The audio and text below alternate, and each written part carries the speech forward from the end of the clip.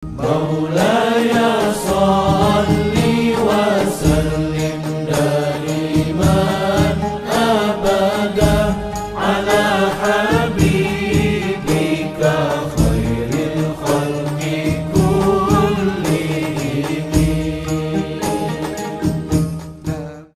السلام عليكم ورحمة الله وبركاته.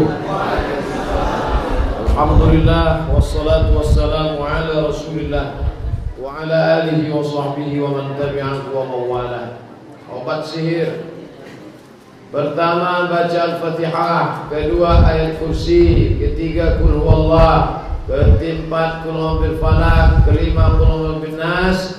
Nafis ala tanfusu ala nafsik, tiup ke tapak tangan.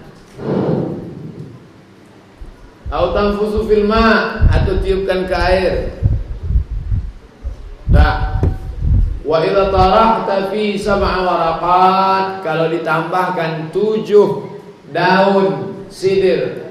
Tambahkan 7 daun sidir, daun bidara. Madquqa, yang ditumbuk halus, digiling. Summa istahmamta biha, kemudian engkau mandikan air itu. Fa inna hadza mujarrabun, insyaallah mujarab. Li zawali hadzal bala, untuk menghilangkan bala diganggu oleh setan ini. Wa in qara'ta min duni sidrin, anda tidak ada daun sidir, daun bidara, yakfi, cukup. Daun sidir, daun bidara ada dijual satu batangnya 150.000. Bukan saya mau jualan pohon sidir. Ustadz Iskandar Arnel, dosen UIN Suska Usuluddin, pernah cerita di ruang dosen. Katanya ini ada jual, bagus. Jadi yang ditanam di depan rumah itu yang bermanfaat. Daun sidir, jambu madu, yang bermanfaat. Yang tak bermanfaat tak usah. Bunga kantil, bunga tai ayam tak ada gunanya, saya tanam. Nah ini semua, ini sebagiannya ada dalam hadis, tapi sebagiannya tidak ada dalam hadis.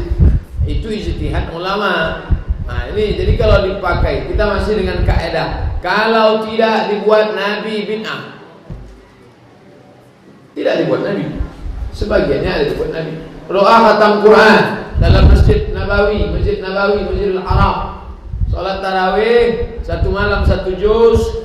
Doa khatam Quran dibaca dalam sholat tarawih. Apa hukumnya? Tak pernah dibuat Nabi. Itu tak pernah dilakukan Nabi. Kita masih dengan kaedah, jangan lupa. Jangan karena udah masuk kue 2 lupa kaedah ini.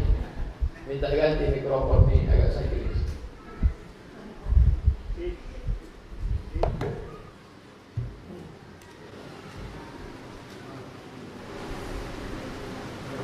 Membaca doa khatam Quran.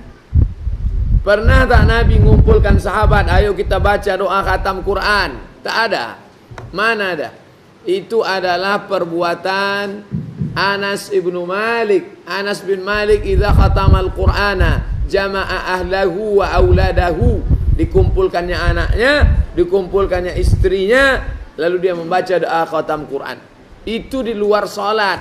Bagaimana dibaca doa khatam Quran dalam salat? Ini jadi masalah. Ternyata di Masjidil Haram dilakukan. Ditanyakan kepada ulama, Syekh Abdul Aziz Ibnu Baz, apa kata beliau? La haraj, boleh. La haraj, li'annahu sabata an ba'd as-salaf annahu fa'ala dhalik, bahwa sebagian salaf melakukan itu. Kalau dipakai kaidah, jika tidak dilakukan Nabi bid'ah. Kalau tidak dilakukan Nabi bid'ah. Tak pernah dilakukan Nabi. Doa khatam Quran. Kumpul anak, kumpul istri, kumpul. Mau nikah, ada acara malam berkhatam Quran. Acara anak sebelum sunat, ada acara khatam Quran. Itu di luar sholat. Bagaimana dengan di dalam sholat? Tak pernah dilakukan. Di Indonesia ini belum tahu saya ada doa khatam Quran dalam sholat. Mungkin sebagian masjid ada. Tapi itu kalau dipakai kaidah tadi, jika tidak dilakukan Nabi, bid'ah, dalalah. Nauzubillah. Pendapat Syekh Ibnu Utsaimin tentang doa khatam Quran di dalam salat, boleh kata dia, tak jadi masalah. Bagaimana dengan hadis? Kullu bid'atin dalalah. Semua yang bid'ah, wa kullu bid'atin dalalah. Setiap perbuatan bid'ah dalalah. Jangan baca hadis tanpa penjelasan ulama. Apa kata Imam Syafi'i? Imam Syafi'i menjawab, wa qala Syafi'i. Imam Syafi'i berkata, al bid'atu bid'atani. Bid'ah itu terbagi dua, mahmudah wa mazmumah. Ada bid'ah mahmudah terpuji, ada bid'ah mazmumah tercela. Bagaimana cara membedakannya? Fama wafaqa sunnata fahuwa mahmud. Kalau bersesuaian dengan sunnah maka bid'ah itu mahmud. Wa ma khalafaha fa huwa mazmum. Kalau bertentangan dengan sunnah maka mazmum, tercela. Jawaban kedua Imam Syafi'i. Apa kata Imam Syafi'i? Wa ja'a al-Syafi'i dan ma akhrajahu al-Baihaqi fi manaqibihi. Qala al-muhdatsatu darbani. Perbuatan yang tidak dibuat Nabi itu terbagi dua. Ma uhditsa yukhalifu kitaban aw sunnatan aw asaran aw ijma'an. Kalau perbuatan itu bertentangan dengan Quran, bertentangan dengan sunnah, bertentangan dengan asar, bertentangan dengan ijma', fa hadhihi bid'atud dhalal. Maka itu bid'ah dhalalah. Wa ma uhditsa minal khairi. Kalau perbuatan itu baik, dibuat-buat tak ada zaman Nabi, la yukhalifu syai'an min dzalik, tidak bertentangan dengan Quran, tidak bertentangan dengan sunnah, tidak bertentangan dengan asar, tidak bertentangan dengan ijma', fa hadhihi muhdatsatun ghairu mazmumah, maka dia tidak tercela. Menurut Imam Nawawi, jangan baca hadis pahami sendiri. Kalau galah panjang sejengkal, jangan laut hendak diduga. Kita ikuti pendapat para imam. Apa kata Imam Nawawi? Kullu muhdatsatin bid'ah wa kullu bid'atin dhalalah. Semua yang dibuat-buat itu bid'ah, semua yang bid'ah itu dhalalah. Tapi hadis yang umum ini dikhususkan oleh hadis man sanna fil islami sunnatan hasanatan. Kalau perbuatan itu baik, dilaksanakan, ditradisikan, maka kata dia al-muhdatsatul batilah wal bid'ah al-mazmumah. Kalau dia diada-adakan, tidak sesuai dengan sunnah, bertentangan, barulah dia mazmumah, tercela. Selama tidak tercela, selama tidak bertentangan, maka dia tidak dikatakan bid'ah mazmumah. Tapi semua bid'ah kan dhalalah. Imam Nawawi menjawab, makna kullu bid'atin dhalalah hadza 'am, umum. Hadis yang umum maksus, dikhususkan. Lalu yang dimaksud ghalibul bid'ah, sebagian besar bid'ah itu dhalalah, tapi tidak semuanya. Karena hadis itu umum, dikhususkan hadis lain. Lantas itu bukan lalu lintas.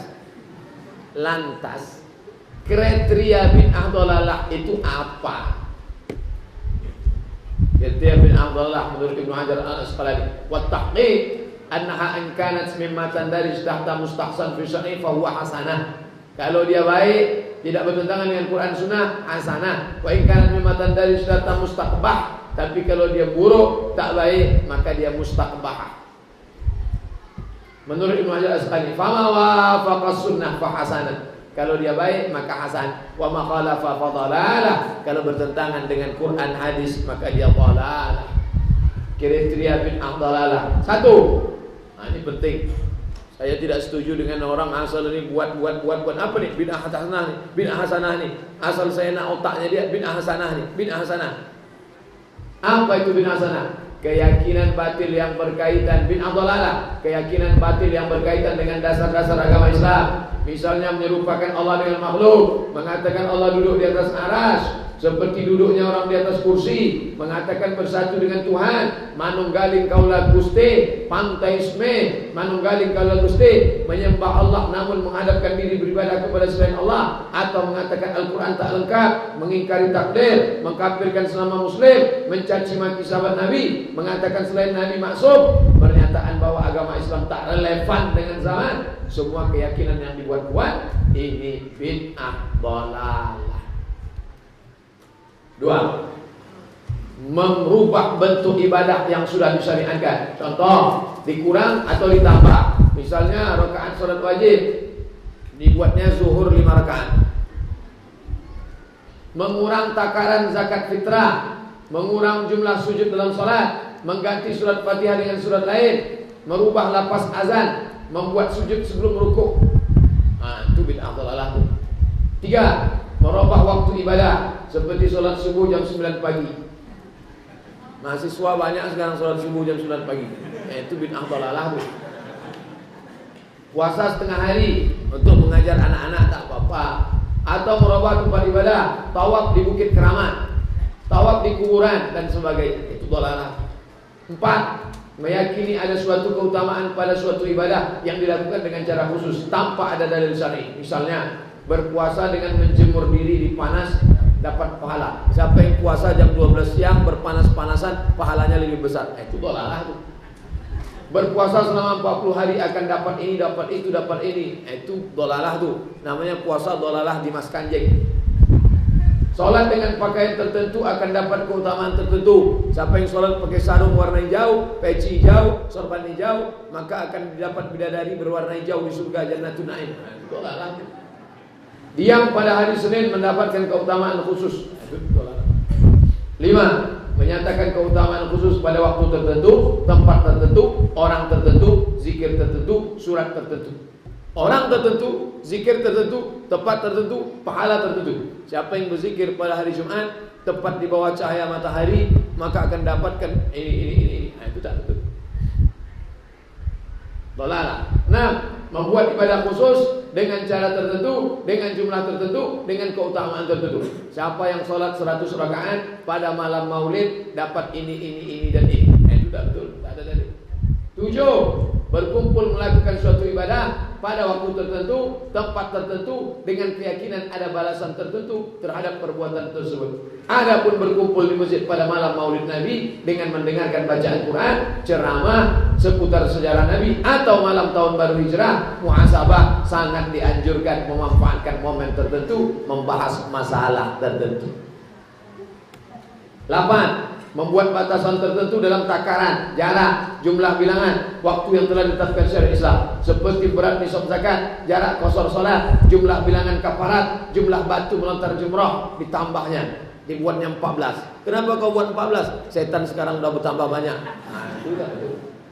Tawaf, dibuatnya tawaf 8. Orang 7, kau kenapa 8? Inilah aku ingin dapat pahala lebih. Nah, itu dah.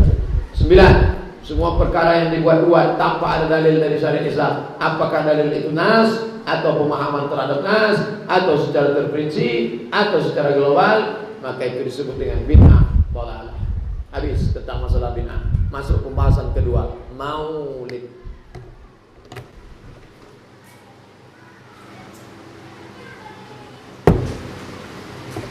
Yang merah yang melarang, yang hijau yang membolehkan. Apa dalil Pak Ustadz merah melarang, hijau membolehkan? Buktinya kalau kita lewat depan mall SKA, merah tak boleh lewat kan? Hijau boleh. Kalau kuning, gaslah sekencang-kencang. Maulid bid'ah, kata siapa? Sebagian ulama Saudi Arabia. Boleh, kata siapa? Imam Al-Hafiz Ibnu Hajar Al-Asqalani. Boleh, kata siapa? Imam Jalaluddin As-Suyuti. Boleh, kata siapa? Syekh Sayyid Muhammad Al-Alawi Al-Maliki. Boleh, kata siapa? Syekh Yusuf Al-Qardawi. Boleh, kata siapa? Syekh Atiyah Soqor. Abdul Somad kau tak masuk. Abdul Somad kutil. Jadi jangan katakan apa hukum maulid? Boleh, kata Ustaz Somad. Jangan bawa Somad. Marah orang sama Somad. Akhirnya Somad dicaci maki di internet. Makanya off Facebook saya sampai sekarang. Tak bisa saya update status lagi. Gara-gara habis di pantai, caci-caci, kalah, mundur teratur. Saya tahan. Mahasiswa jamaah tak tahan. Akhirnya mereka saya tengok udah emosi. Wah, naik setan jamaah. Banyak mudaratnya daripada manfaat. Nah, tapi adik-adik, bapak-bapak yang mempertahankan 212, yang mempertahankan Islam di internet terus berjuang. Itu yang disebut Habib Rizik dengan mujahid cyber. Mujahid cyber. Tapi jangan gara-gara itu tak sholat berjamaah. Kau tak sholat berjamaah? Sholat berjamaah itu baik. Aku sedang berjihad. Itu tak betul. Nah, ini tentang gambaran. Siapa yang melarang maulid? Sebagian kecil. Sedangkan yang membolehkan maulid Al-Hafiz. Kalau sudah Al-Hafiz 300.000 hadis di kepala. Ada orang hafal 300.000 hadis membolehkan maulid. Ada orang cuma hafal 3 hadis melarang maulid. Bapak ibu ikut yang 300.000 apa yang 3 hadis? 3 hadis itu pun baca matan hilang sanad, baca sanad hilang matal, itu pun lewat laptop. Habis baterai, habis hadis. Isu pertama. Isu. Akhirnya orang yang datang maulid itu error begonya, gara-gara isu. Tidak boleh buat maulid, karena maulid itu dibuat-buat oleh Syiah Fatimiyah, kelompok sesat dan kafir. Apa betul itu? Yang pertama buat maulid merah, yang pertama buat maulid adalah Syiah Fatimiyah. Kata yang biru, yang pertama membuat maulid adalah Al-Malikul Muzaffar Abu Sa'id Ghumburi Ibnu Zainuddin Ali Ibnu Muqtikin, wafat 630. Ikut yang merah apa ikut yang ini? Saya ikut yang biru. Kenapa? Karena yang ini terpercaya. Sumber dari mana? Al-Imam As-Suyuti dalam kitab Al-Awidul Fatawi juz 1 halaman 272. Ini yang betul. Al-Imam Al-Muzaffar. Imam Muzaffar ini siapa? Jangan-jangan dia ini raja sesat ini. Jangan-jangan dia ini raja Syiah nih. Jangan-jangan dia ini raja dhalal ini. Kita tengok apa kata Imam Ibnu Katsir. Ini Arabnya. Kenapa Ustaz selalu menyertakan Arab? Saya tak mau kalau Arabnya dibuang nanti orang menuduh Al Somad pandai-pandai buat-buat aja tuh, ngawur deh tuh, Ustaz bohong tuh. Ini Arabnya. Terjemahnya nih. Imam Ibnu Katsir mengatakan dia itu siapa? Seorang raja yang pemberani, cerdas, berilmu, adil. Pernah memberi hadiah 1000 dinar. 1000 dinar itu berapa sekarang? 2,5 M kepada Syekh Abdul Attab bin Dihya menulis kitab Tanwir Maulid. Ada ulama buat maulid dipanggilnya. Engkau nulis tentang maulid? Ya, nih ku kasih duit 2,5 M. Makanya kalau bapak ibu orang kaya, duit banyak, sawit jauh mata memandang, mahasiswa bertempatan dengan maulid tahun 2017, kalian tulis buku sejarah maulid. Nanti ku kasih kalian duit 2,5 M Pak. InsyaAllah 2000 perak. InsyaAllah ku gratiskan kalian S1. Ku kasih kalian beasiswa, ada sepeda motor InsyaAllah. Baru Pak, second. Kasihlah dia hadiah. Tengok bagaimana solehnya raja. Ini yang ngomong Ibnu Katsir loh. Ibnu Katsir ini ahli tafsir, ahli hadis. Imam Sab Ibnul Jauzi, apa kata dia? Raja Muzaffar itu bersedekah waktu maulid. Ini di dalam nih. Berapa dia bersedekah waktu maulid? 5.000 kambing panggang. 5.000 ekor kambing. Bukan ekornya, kambingnya. 10.000 ekor ayam, 100 ekor kuda, 100.000 keju, 30.000 piring manisan, 30.000 piring manisan. Andai ada wali kota, bupati, gubernur yang soleh di dunia ini, di Pekanbaru ini, dibuatkannya begini, bersempena dengan maulid, dengan ini bumi lancang kuning bermaulid, potong 5.000 kambing, bentang karpet, makan ramai-ramai acara maulid, buat tausiahnya sepanjang. Saya berpikir maulid teragung terhebat buat sepanjang Jalan Sudirman dari tepi Sungai Siak sampai airport. Wah, ulah syiar orang-orang Kristen yang akan mendirikan gereja lari pontang-panting. Tak usah kita buat gereja, ngeri ternyata orang Islam ni kalau maulid. Ternyata solat berjamaah dia tak ramai, kalau pas maulid ramai juga dia ternyata. Wah, buatkan. InsyaAllah mungkin sekarang belum ada gubernur yang cinta maulid, belum ada bupati yang cinta maulid, belum ketemu wali kota yang cinta maulid. InsyaAllah akan datang, akan lahir pecinta-pecinta maulid. Amin. 5.000 kambing panggang, 10.000 ekor ayam, 100 kuda, 100.000 keju, 30.000 piring manisan. Mereka buat manisan, kita buat 30.000 piring bolu kemoncu. Oh, barulah hebat. Heran saya, kenapa tak terpikir pemimpin-pemimpin itu untuk buat seperti ini? Mungkin karena terlalu banyak makan haram. Jadi otaknya tak terpikir mau buat yang halal-halal. Haram aja.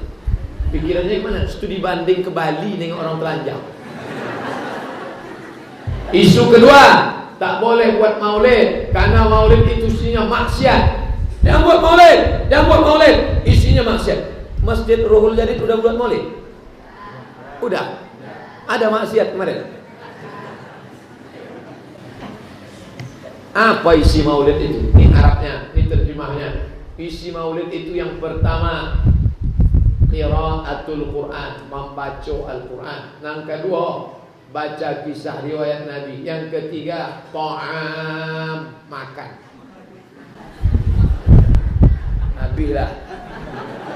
Malam ni bukan maulid. Maka saya tanya, kemarin waktu maulid ada makanan? Alhamdulillah, banyak. Kenapa saya tak dipanggil?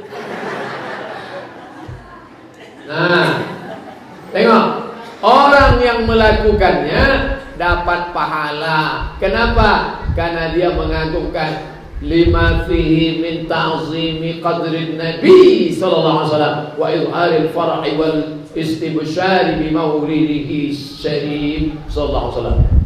Orang yang melakukan maulid dapat pahala karena dia sudah menunjukkan kebahagiaannya. Begitu kata Imam As-Suyuti dalam kitab Al-Hawil Fatawi juz 1 halaman 272. Ini teks Arabnya, ini terjemah.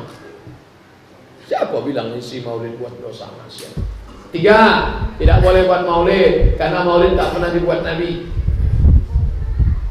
Tak boleh buat maulid karena maulid tak pernah dibuat Nabi. Kalau tak dibuat Nabi masuk neraka. Apa pernah Nabi baca doa khatam Quran? Tak pernah. Kenapa dibuat? Berarti satu masjid haram masuk neraka. Isu keempat, tak boleh buat maulid karena tidak ada dalil dari ulama. Mana ada dalil dari ulama? Mana? Kebetulan yang ditanya itu orang baru tobat. Preman baru tobat ditanya. Bapak ibu sekalian, mana dalil dari Nabi? Mana? Orang itu baru tobat. Terbunuh dia. Coba tanya sama ulama. Barulah dia jawab. Mana dalil dari ulama? Nih ayatnya, surat Ibrahim ayat 5. Wa dzakirhum bi ayyamillah.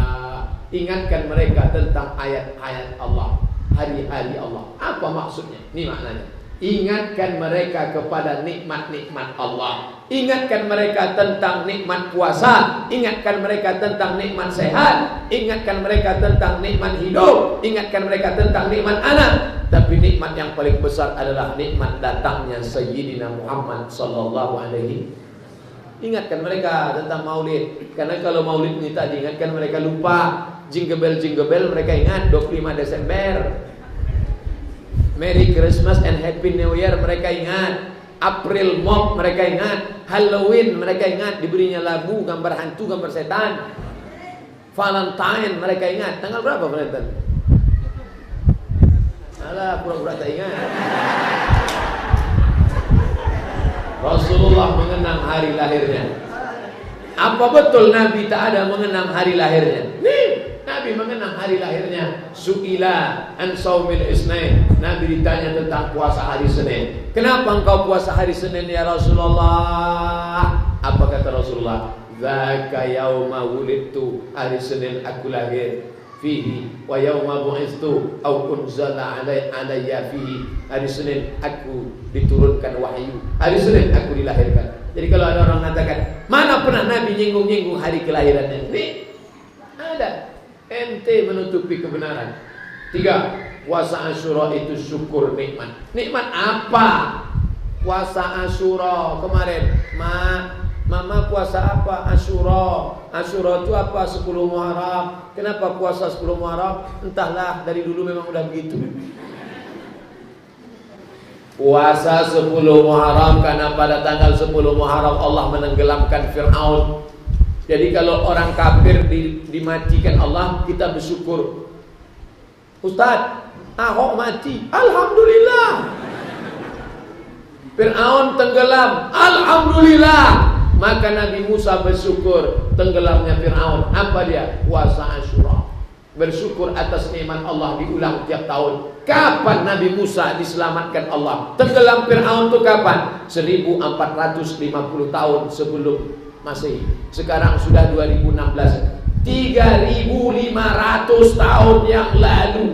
Kenapa diulang terus? Tahun lalu kita puasa Asyura, tahun ini kita puasa Asyura, tahun depan kita puasa Asyura, sampai mati kita puasa Asyura. Diulang terus setiap tahun. Maka kata Imam Ibnu Hajar Al-Asqalani, kalau boleh diulang tiap tahun, begitu juga dengan Maulid Nabi, diulang setiap tahun. Azab Abu Lahab diringankan setiap hari Senin karena senang menyambut kelahiran Nabi. Abu Lahab, kau masuk neraka? Iyalah. Udah jelas ayatnya. Tabat yada Abi Lahab wa tab. masuk neraka, tapi azabnya diringankan setiap hari Senin. Kenapa? Karena dia senang menyambut kelahiran Nabi Muhammad. Ini yang ngomong gini siapa? Imam Ibnu Katsir. Nama kitabnya Al-Bidayah wan Nihayah. Karena ketika Suwaibah menyampaikan berita gembira kelahiran Muhammad bin Abdullah, putra saudara laki-lakinya, Abu Lahab membebaskan Suwaibah. Hai Suwaibah, sejak hari ini, hari Senin 12 Rabiul Awal, kau berhenti jadi budak. Kau bebas. Saking senangnya Abu Lahab menyambut kelahiran Nabi Muhammad, diringankan azabnya setiap Senin. Makanya kalau ada orang Islam rajin maulid tapi tak sholat, maka azabnya diringankan setiap hari Senin. Satu sel sama Abu Lahab. Sahih tak riwayat tu Pak Ustaz. Kisah ini disebutkan para ulama hadis dan sirah, disebutkan oleh Imam Abdul Razak As-San'ani dalam kitab Al-Musannaf, disebutkan Imam Al-Bukhari dalam kitab Sahih Al-Bukhari, kitab An-Nikah, bab wa ummahatukum allati arda'nakum. Komentar Imam ahli qiraat Al-Hafiz Syamsuddin bin Al-Jazari yang dinukil oleh Al-Hafiz As-Suyuti dalam kitab Al-Hawil Al-Fatawi. Fa'idha kana Abu Lahab al-kafir, kalau si Abu Lahab yang kafir, allazi nazal al-Quran bidhammihi, yang jelas dalam Quran dia dicela, dikecam, juzia finnar, dipalas masuk neraka, bifar'i lailata maulid Nabi sallallahu alaihi wasallam. Fama halul muslim al-muwahhid, bagaimana kalau ada orang muslim yang bertauhid min ummatin Nabi, yusirru bi maulidihi, senang menyambut kelahiran Muhammad, sedang si kafir saja dapat balasan, apalagi orang beriman. Bukan kata Abdul Somad, kata siapa? Kata Imam ahli qiraat Al-Hafiz Syamsuddin Ibnul Jazari, masyhur. Komentar Syekh Syamsuddin Ibnu Nasruddin Ad-Dimashqi, bersair dia 6 bait syair. Idza kana hadza kafiran ja'azamu wa tabbat yadahu fil jahimi mukhlida, ata annahu fi yaumil itsnaini daima yukhaffaf an kulli sururi bi ahmada famazannu bil abdi alladhi tula umrihi bi ahmada masruran wa mata muwahhida. Kalau si kafir Abu Lahab yang sudah dikejam, celaka kedua tangannya dalam api neraka, diriwayatkan bahwa setiap hari Senin azabnya diringankan karena senang menyambut Muhammad. Bagaimana dengan seorang hamba yang sepanjang umurnya gembira dengan kelahiran Muhammad dan mati dalam keadaan bertauhid? Pendapat ulama terpercaya Ibnu Taimiyah, fa ta'zimul maulid wa ittikhadhuhu mawsiman qad yaf'aluhu ba'dun nas wa yakunu lahu fihi ajrun 'azim li husni qasdihi wa ta'zimihi li Rasulillah sallallahu alaihi wasallam. Orang yang mengagungkan maulid kalau niatnya tulus dia dapat pahala. Pendapat Imam Ibnu Hajar Al-Haythami, apa kata beliau? Ini jelas, apa kata beliau? Faman taharra fi amali hal ma'asin, siapa yang selalu melaksanakan maulid yang baik-baik, wa tajannaba dhiddaha, menghindarkan perbuatan yang buruk yang tak baik, kana bid'atan hasanah, maka itu adalah bid'ah hasanah. Syekh Atiyah Saqaf, ulama Al-Azhar, mufti Al-Azhar, mantan ketua komisi fatwa Azhar, apa kata dia? La ba'sa bidzalik, boleh fi hadzal asr, khususnya di zaman sekarang ini. Kada syabab, anak-anak muda, yansa fihi dinahu wa abjadahu, banyak anak muda yang sudah melupakan agamanya, melupakan hari besarnya, maka dibuatkan maulid mengingatkan dia lagi tentang sejarah Nabi Muhammad sallallahu alaihi wasallam. Syekh Sayyid Muhammad Al-Alawi Al-Maliki, ulama besar, sudah meninggal. Saya berjumpa Sayyid Alawi tahun 2000 tahun 2000 waktu pergi ke Makkah. Saya berangkat ke Mesir 99 tahun 2000 saya berangkat haji naik kapal laut, datang ke majlis Syekh Sayyid Alawi Al-Maliki di Makkah Al-Mukarramah. Ramai majlis hadis di tempat beliau. Masya Allah, ulama besar, wajahnya bercahaya, melihatnya saja kita bertambah iman kita dengan Allah. Sayyid Alawi Al-Maliki hafizahullah wa saddada khuda, nafa'allahu bi ghazir ulumi wa husni adabihi. Apa kata beliau? Wa inna hadhihi ijtima'at, perkumpulan maulid ini wasilatun kubra lid dakwah, ini adalah kesempatan besar untuk berdakwah. Hari ini orang ngumpulin orang paling payah, ngumpulkan orang hari ini paling payah. Bapak Ibu besok kumpul ya, kita ada baju kaos nih, mau kampanye, orang tak datang. Ada nasi bungkus, orang tak datang. Tapi begitu maulid Nabi orang datang, maka ceritakanlah tentang maulid Nabi, nasihat kembali kepada ajaran Islam. Syekh Yusuf Al-Qardawi Syekh Yusuf Al-Qaradawi ulama masih hidup sampai sekarang. Atiyah Saqar sudah meninggal, Sayyid Alawi Al-Maliki sudah meninggal, Syekh Qaradawi masih hidup sampai sekarang. Beliau berkata, apa kata beliau? Ada bentuk perayaan yang dapat kita anggap dan kita akui memberikan manfaat bagi kaum muslimin. Kita mengetahui bahwa para sahabat meridhai mereka tak pernah merayakan maulid. Tapi sahabat, karena semua peristiwa mereka alami secara langsung. Kenapa sahabat tidak buat maulid? Karena mereka perang dengan Nabi, makan sama Nabi, tidur sama Nabi, hidup sama Nabi. Mereka tak buat maulid. Tapi ketika mereka meninggal, anak-anak mereka tak berjumpa dengan Nabi, maka mereka pun mengenalkan Nabi, membawa anak mereka ke Bukit Uhud, menceritakan kepada anak mereka, nah, di sini kami perang dengan Nabi, di sini gigi Nabi patah, di sini pelipis Nabi berdarah. Sebenarnya maulid tak lain tak bukan adalah mengenalkan Nabi Muhammad sallallahu alaihi wasallam. Ini Syekh Yusuf Al-Qaradawi, ulama masih hidup sampai hari ini. Peringatan maulid Nabi haram. Kalau maulid negara boleh. Ini maulid negara. Maulid memperingati negara Saudi Arabia. Oh, ramai, mega, mewah. Perayaan Yaumul Watan, maulid negara Saudi Arabia. Mengenang Nabi dengan maulid haram. Mengenang ulama dengan cara seperti ini boleh. Untuk mengenang Syekh Ibn Utsaimin dibangunkan megah mewah. Ini buku nih Pak Ustaz. Ini bukan buku, gedung. Mobil aja sebesar ini ya. Ini pena Syekh Ibn Utsaimin. Coba tengok. Akhir kalam istikhdamahu Syekh rahimahullah. Ini pena yang terakhir dipakai oleh Syekh Ibn Utsaimin. Saya kalau mati malam ini, ini disimpan. Ini adalah yang terakhir dipegang Ustaz Somad. Ini gelas terakhir diminum Ustaz Somad.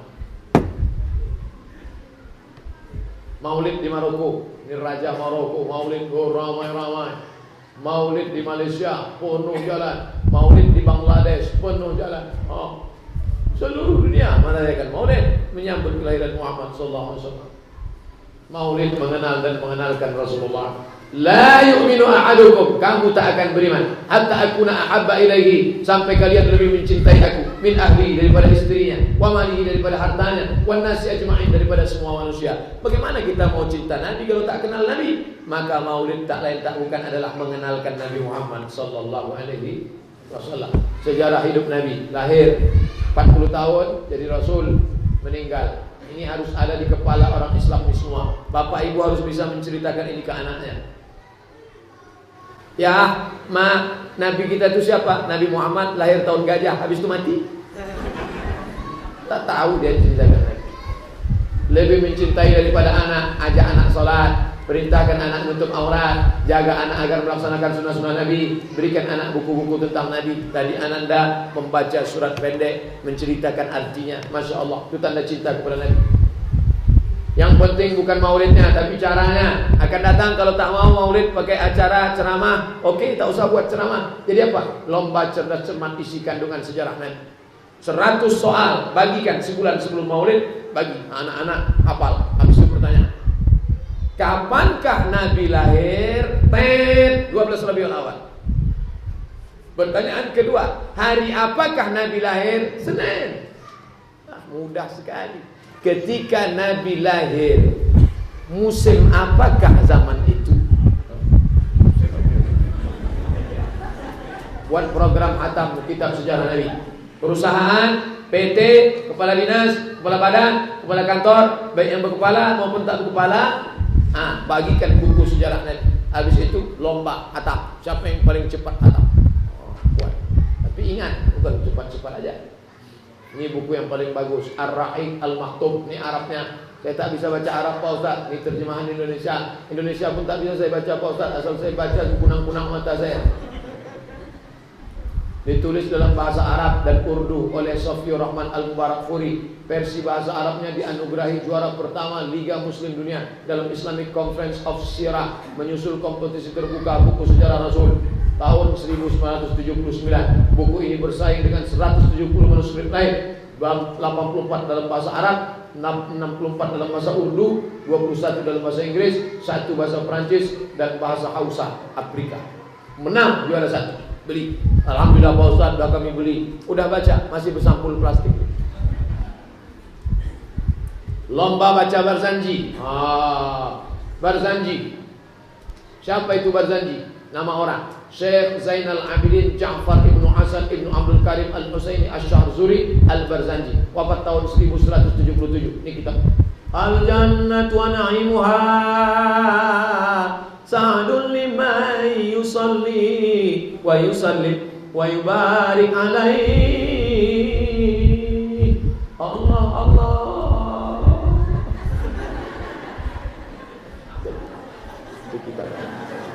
Mau menyambut anak lahir Barzanji, acara akikah Barzanji, acara anak menikah Barzanji.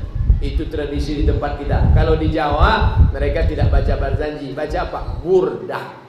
Kalau di Kalimantan mereka baca Simtud Durar. Isinya apa? Sholawat, puji-pujian pada Nabi. Simtud Durar, Burdah, Barzanji, Maulid Al-Barzanji. Buat lomba Barzanji, lomba marhaban. Sallallahu ala Muhammad sallallahu alaihi wasallam.